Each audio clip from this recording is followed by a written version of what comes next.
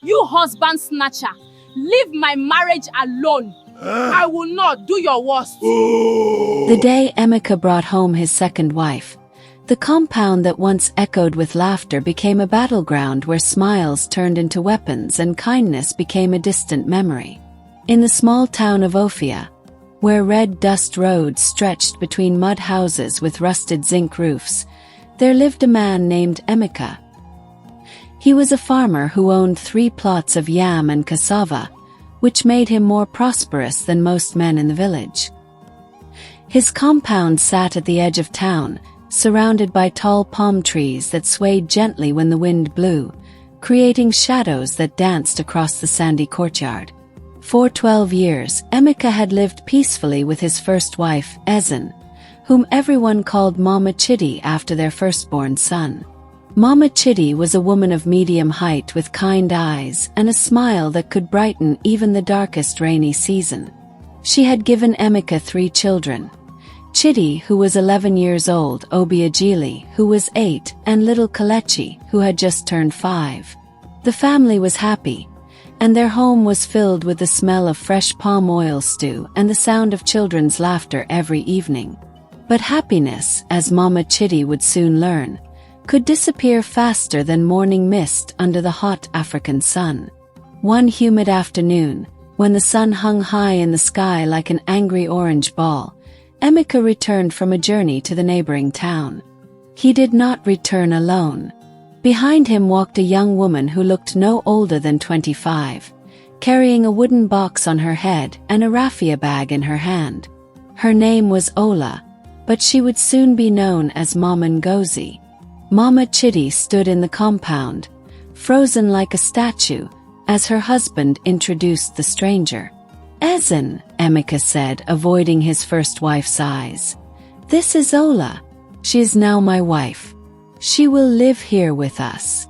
The words fell on Mama Chidi like heavy stones dropping into a quiet stream. Her mouth opened but no sound came out. Her children gathered behind her, confused by the strange woman who now stood in their compound with the confidence of someone who belonged there. That night, Mama Chidi did not sleep.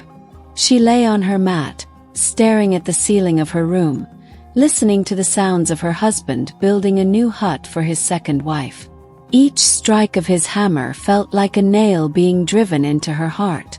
She had heard stories of men who took second wives, but she never imagined it would happen to her. She had been a good wife, cooking, cleaning, farming, and raising their children with love and dedication. What had she done wrong? The next morning, Emeka called both women to the center of the compound. He stood between them like a chief addressing his subjects. His chest puffed out with pride that made Mama Chidi feel sick to her stomach. "From today," he announced, "you will both work together to keep this home running smoothly. Ezen, you are the senior wife, so Ola will respect you. Ola, you are now part of this family, and Ezen will treat you fairly. I expect peace in my compound." Peace, Mama Chidi thought bitterly, was the last thing this compound would see. The trouble started small, like tiny cracks in a clay pot that would eventually shatter into 1,000 pieces. On the 3rd day of Ola's arrival, she accidentally spilled palm oil on Mama Chidi's best wrapper, the beautiful blue and gold cloth that Mama Chidi wore to church every Sunday.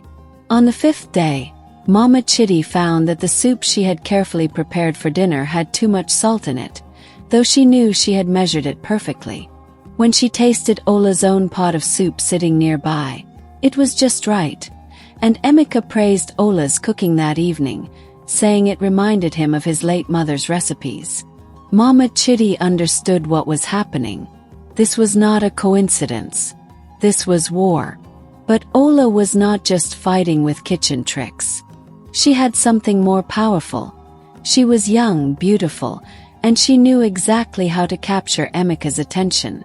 She would wake up before dawn to fetch water from the stream, making sure Emeka saw her carrying the heavy clay pots on her head with grace. She would sing sweet songs while sweeping the compound, her voice floating through the morning air like honey. And most importantly, she would sit beside Emeka every evening, laughing at his jokes and massaging his feet after a long day in the farm. Something Mama Chidi used to do but had stopped after years of marriage made such things feel unnecessary. Within 2 weeks, Emeka was spending more nights in Ola's hut than in Mama Chidi's. This hurt Mama Chidi more than any insult could. She began to notice that when she spoke, Emeka barely listened, but when Ola spoke, he hung on her every word as if she were reciting ancient wisdom. The children noticed the change too.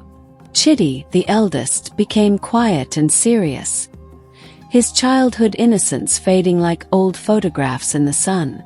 Obiageli started having nightmares and would wake up crying in the middle of the night. Little Kalechi stopped playing with his wooden toys and would sit silently in corners, watching the adults with worried eyes. Things got worse when Ola became pregnant. The announcement came on a Saturday morning, 3 months after her arrival. Emeka was so overjoyed that he slaughtered a goat and invited half the village to celebrate. He danced in the compound, spraying palm wine on the ground for the ancestors, thanking them for blessing his new marriage with fertility so quickly. Mama Chidi watched from her doorway, her heart turning as cold as harmattan wind. She had not given Emeka another child in over 5 years, and here was this newcomer, already carrying his baby after just 3 months. The celebration felt like a knife twisting in an old wound. From that day, the battle between the two wives escalated from small pranks to serious sabotage. Mama Chidi began to hide Ola's cooking spices, making her food taste bland and earning her Emeka's disapproval.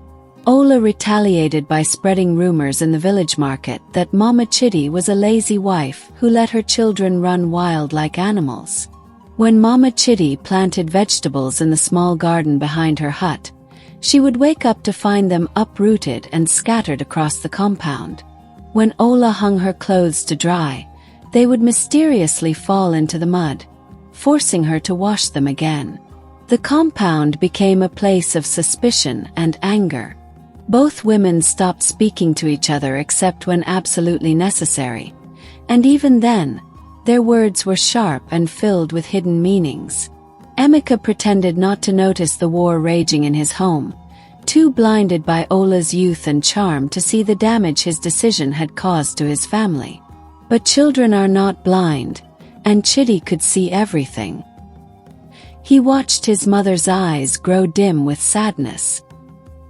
He watched his younger siblings become shadows of the happy children they once were. And he watched his father transform from a man he respected into a stranger he barely recognized. One evening, after watching his mother cry silently while cooking dinner, Chidi made a decision. He would find a way to bring peace back to his family, no matter what it took. The next day, Chidi went to visit Mama Nakwu, the oldest woman in Ofia. She lived in a tiny hut at the far end of the village, surrounded by herbs and clay pots filled with mysterious liquids. Some people called her a healer, others whispered that she was a witch, but everyone agreed that she was the wisest person in all of Ofia. If anyone could help his family, Chidi thought, it would be Mama Nakwu. The old woman listened to Chidi's story with eyes that seemed to see right through his soul.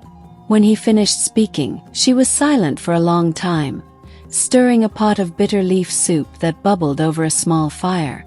"Your father has made a mistake," she finally said, her voice cracking like dry leaves. "He has brought suffering into his home by seeking pleasure without considering the consequences. But you, my child, cannot fix what your father has broken. This is a battle only your parents can end." "But they won't end it," Chidi cried out, tears streaming down his face. "They just keep fighting and everyone is miserable. I just want my family to be happy again like before." Mama Nakwu's wrinkled face softened with compassion. She reached out and touched Chidi's head with a hand that felt like dry paper. "Go home, child. Sometimes things must get worse before they can get better." The truth has a way of revealing itself when the time is right. Wait, watch, and when the moment comes, you will know what to do. Chidi left Mama Nakwa's hut feeling confused and disappointed. He had hoped for a magic solution, a charm or a spell that would fix everything instantly. Instead, he got advice that made no sense to his young mind. But Mama Nakwa's words turned out to be prophetic. Things were indeed about to get much worse. The turning point came during the dry season, when the sun baked the earth until it cracked and the air was so hot it felt like breathing fire. Ola was now 7 months pregnant, her belly round and heavy like a ripe watermelon. Emeka treated her like she was made of glass, constantly fussing over her and making sure she had the best food and the most comfortable mat to sleep on. Meanwhile, Mama Chidi and her children ate whatever was left, which was often very little. One afternoon, Mama Chidi went to the farm to harvest cassava for dinner. When she returned to the compound, sweating and covered in red dust, she found Ola sitting under the mango tree, eating a large piece of roasted goat meat. It was meat that Mama Chidi had been saving for her children's dinner, kept carefully in a covered pot inside her kitchen. Something inside Mama Chidi snapped. All the months of disrespect, all the pain of watching her husband love another woman, all the anger of seeing her children go hungry while the new wife ate like royalty. It all came pouring out like water from a broken dam. "You thief!" Mama Chidi screamed, dropping her basket of cassava and rushing toward Ola. "You enter my kitchen and steal my children's food. Have you no shame?" Ola stood up calmly, a small smile playing on her lips. "Your kitchen," she said mockingly. "Everything in this compound belongs to our husband. He told me I could eat whatever I wanted. Maybe if you cooked better food, he would save some for your children." The insult was too much to bear. Before Chidi, who was watching from across the compound, could move, his mother had grabbed Ola by her wrapper, and the two women were locked in a fierce struggle. They pulled each other's hair, scratched at each other's faces, and rolled in the dust like wrestlers at a village festival, except there was nothing entertaining about this fight. It was ugly, desperate, and filled with months of accumulated hatred. "Mama, stop!" Chidi screamed, running toward them. His sisters, Obiageli and Kalechi, were crying and calling for help. Emeka burst out of his room, his face twisted with rage. "What is this madness?" he roared, pulling the two women apart with difficulty. Both were breathing heavily, their clothes torn and faces scratched. "She stole my children's food," Mama Chidi shouted, pointing an accusing finger at Ola. "She attacked me, a pregnant woman," Ola wailed, holding her belly dramatically. "She wants to kill my baby." Emeka's face turned so dark it looked almost purple. He had never been so angry in his entire life. "Ezen," he said in a voice as cold as a grave, "pack your things. You and your children will leave my compound tonight. I will not tolerate a woman who would attack a pregnant wife. You are banished from this home." The words hung in the air like the calm before a thunderstorm.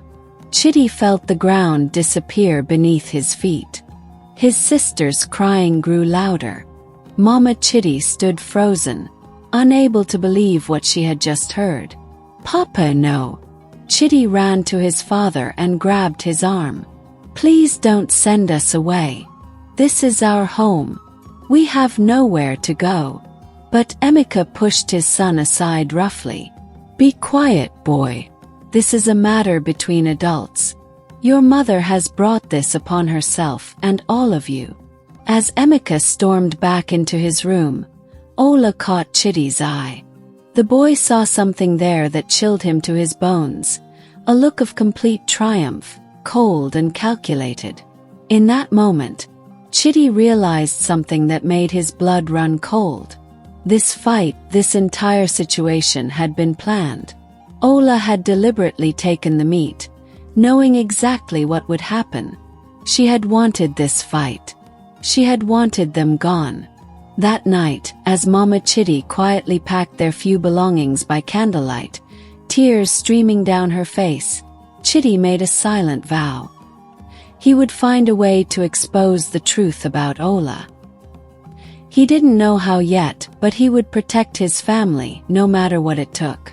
They spent that night in the small hut of Mama Chidi's cousin in the next village. The hut was cramped, with barely enough space for the four of them to lie down. Obiageli and Kalechi cried themselves to sleep while Mama Chidi sat in the corner, staring at nothing, looking like a woman whose spirit had been completely broken. But Chidi could not sleep. His mind was working, remembering, connecting pieces of a puzzle he didn't even know existed until now. He remembered strange things he had observed over the past months.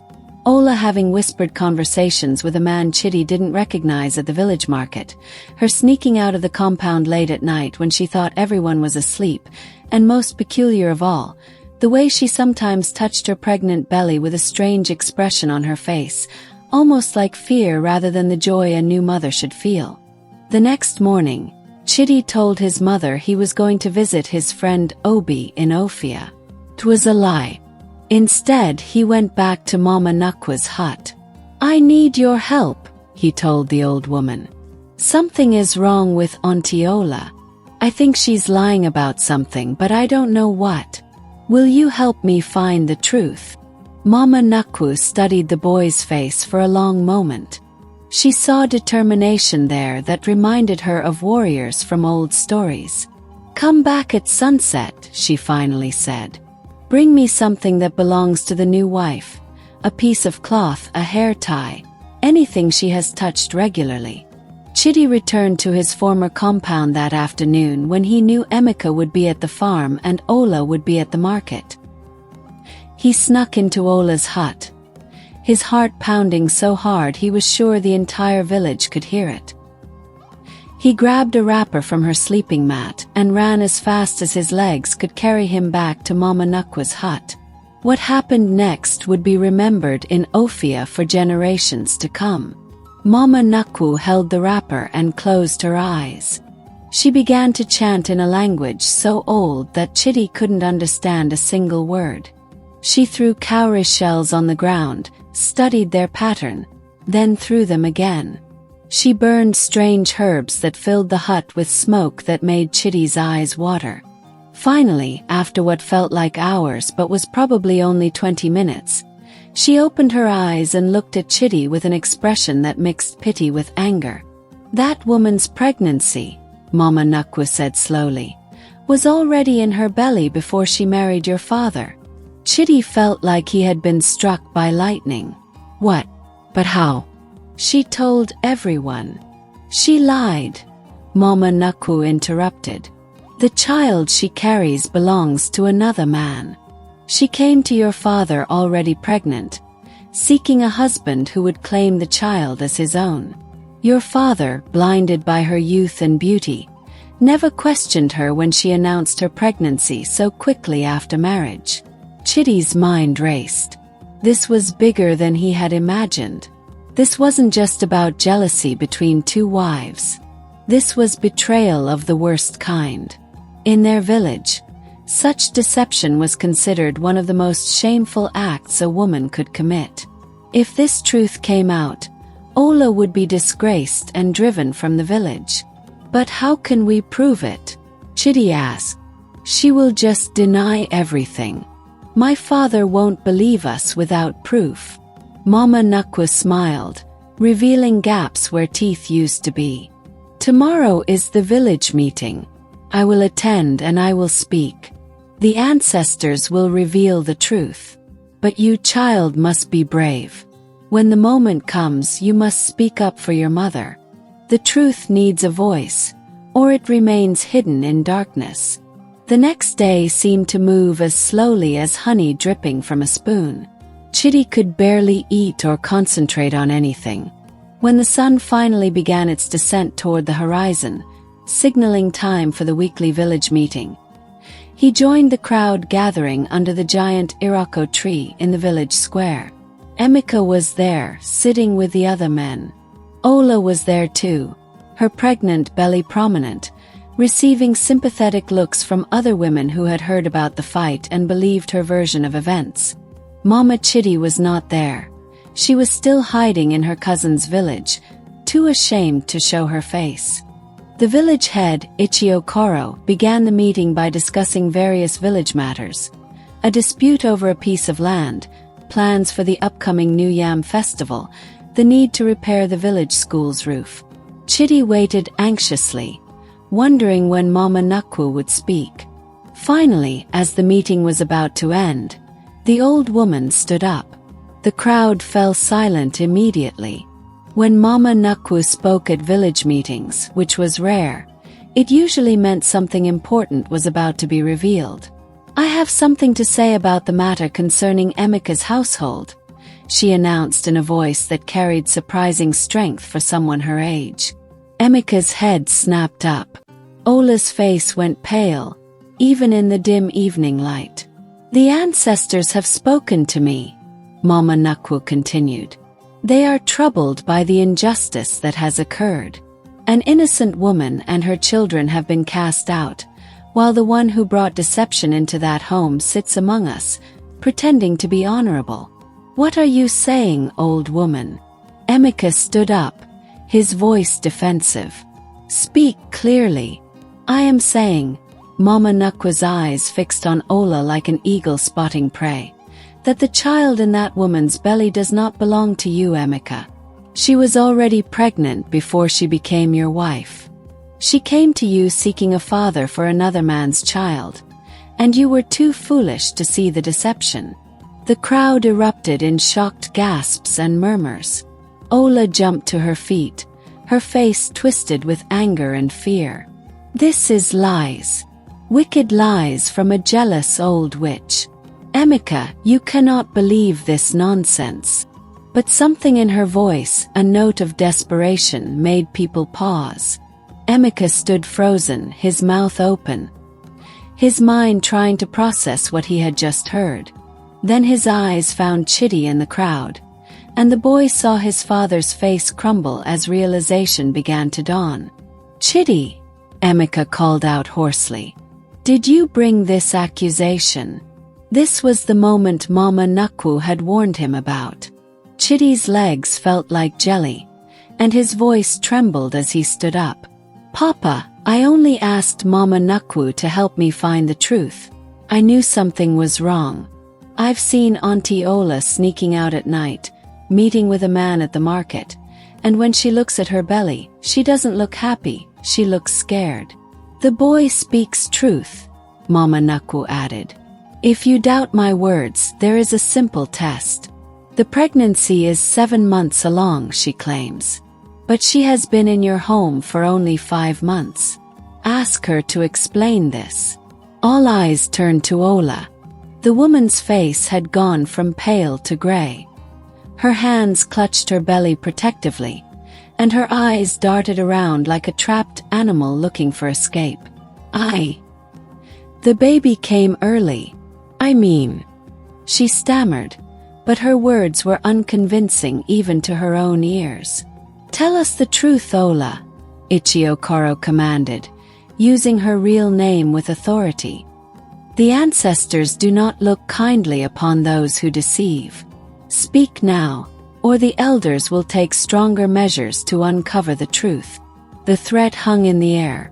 In Ophia, the elders had ways of determining truth from lies. Some involved sacred rituals, others involved ordeals that no innocent person feared but that guilty people dreaded. Ola knew she was cornered. What happened next surprised everyone. Ola didn't collapse or cry or beg for forgiveness.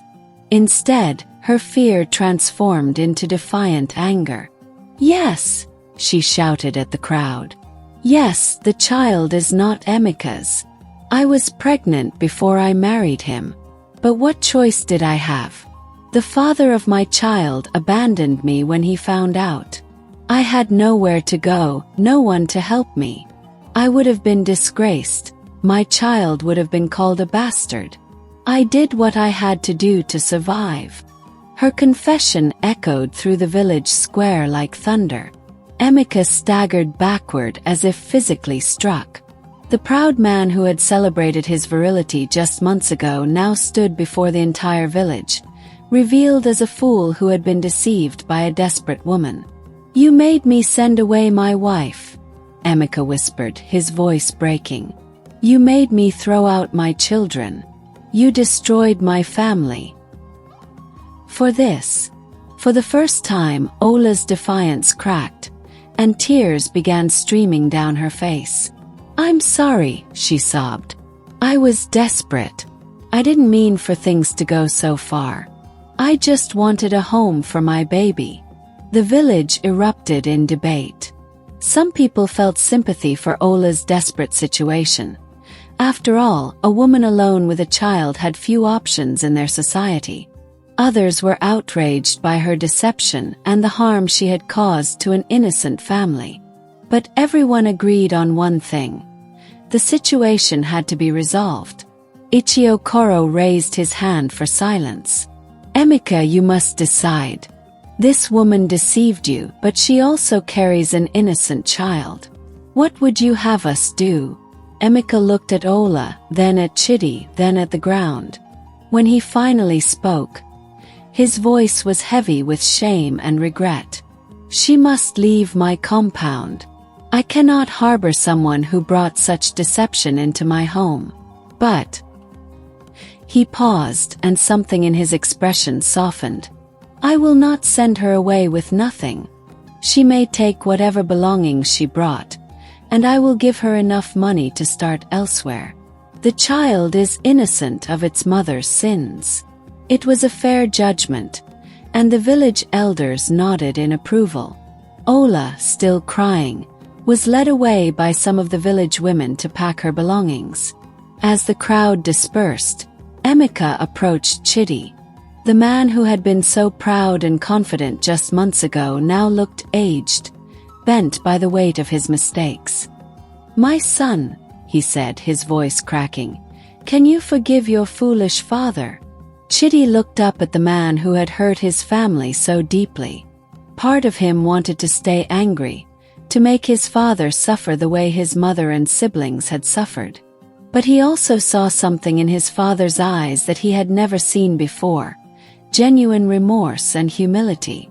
"I am not the one you should ask forgiveness from," Chidi said quietly. "You must ask Mama. You must bring her home and beg her pardon in front of everyone, the same way you shamed her in front of everyone." Emeka nodded slowly. "You have become a wise young man, Chidi. Wiser than your father. Tomorrow, I will go to bring your mother and sisters home, and I will spend the rest of my life making amends for what I have done." True to his word, Emeka traveled to the neighboring village the very next morning. He found Mama Chidi and her daughters in her cousin's small hut. When Mama Chidi saw her husband approaching, she stood up defensively, preparing for another confrontation. But Emeka did something that shocked her. He knelt in the dust before his wife, in front of her cousin and several curious neighbors who had gathered to watch. "Ezen," he said, "I have been the worst kind of fool. I let pride and foolish desires destroy the good life we had built together. I cast out the mother of my children based on lies and deception. I beg you, not as your husband commanding, but as a man who has lost his way and needs guidance to find it again. Forgive me. Come home. Help me rebuild what I have destroyed." Mama Chidi stood silently for a long moment, looking down at the man who had hurt her so deeply. Her children watched anxiously, hardly daring to breathe. Finally, tears began rolling down Mama Chidi's cheeks. Not tears of sadness this time, but tears of relief that maybe, just maybe, their nightmare was ending. "Stand up," she said softly. "A man should not kneel so long in the dust. We will come home." The journey back to their compound was quiet but not uncomfortable. It felt like the first morning after a terrible storm, When everything is still wet and damaged but the sun is beginning to peek through the clouds, promising that healing will eventually come. When they arrived at the compound, they found that the village women had already been there, helping to clean and prepare the home. Ola's hut had been dismantled, and the materials stored away. It was as if someone had tried to erase the past 5 months, though everyone knew that the memories and scars would take much longer to disappear. That evening, the family sat together for their first meal in months. It was simple food, yam porridge and vegetables, but it tasted better than any feast because they were together again. Little Kelechi sat on his mother's lap, finally smiling for the first time in weeks. Obiageli chattered about things she had seen in the cousins' village. And Chidi, the boy who had saved his family through courage and determination, sat quietly beside his parents, feeling older than his 11 years but also feeling something he hadn't felt in a long time: hope. Emeka looked around at his family and felt a mixture of gratitude and deep shame. He had learned a painful but important lesson. The grass is not always greener on the other side. Sometimes it's just painted grass, hiding rocks and thorns underneath. He had nearly lost everything that truly mattered in pursuit of something shiny and new, not realizing that the treasure he sought was already in his hands. In the weeks that followed, life in the compound slowly returned to normal, though it was a different kind of normal. Emeka was more humble now, more attentive to his first family's needs. He no longer took Mama Chidi for granted, and he made sure to spend time with his children every evening, listening to their stories and concerns. Mama Chidi, for her part, began to heal, though trust would take time to fully rebuild. As for Ola, word reached the village that she had traveled to the big city, where she gave birth to a baby girl. Some said she found work as a trader in the market. Others said she eventually found another man who accepted her and her child. Nobody knew for certain, but most people hoped she found peace and learned from her mistakes, just as Emeka was learning from his. Chidi grew up to become one of the most respected men in Ofia, known for his wisdom and his courage in standing up for truth, even when it was difficult. He never forgot the lesson he learned during those terrible months: that families are precious and fragile things that must be protected, that jealousy and greed can destroy even the strongest bonds, and that sometimes children must be braver than adults when adults lose their way. And on quiet evenings, when Chidi sat with his own children many years later, he would tell them the story of the battle between 2 wives, not as a tale of heroes and villains, but as a lesson about the importance of wisdom, the dangers of deception, and the power of truth to set things right, even when everything seems lost.